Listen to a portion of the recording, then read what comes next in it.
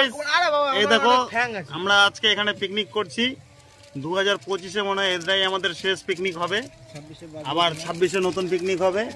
এক বারানি ট্যাঙ্কির উপরে বসে আছে আর এক বিয়াই আমার রান্না করছে। আমাদের গরম গরম কষা মাংস হবে আর জল হবে লাল। সেই মজা দেখেন, মাংস না তো সেই টেস্টি মাংস, দেখে বুঝে যাচ্ছে মাংস টেস্টি হবে। আজ রান্নার মাস্টার হলো এই বিয়াই আমার, সেই রান্না করতে পারে, টেনশন নাই। বাড়ির পাশে রান্না করতেছি আমরা। তো 2026-এ আবার পিকনিক টাইমে আপনাদেরকে আমি দেখাবো আমরা আবার কেমন পিকনিক করব।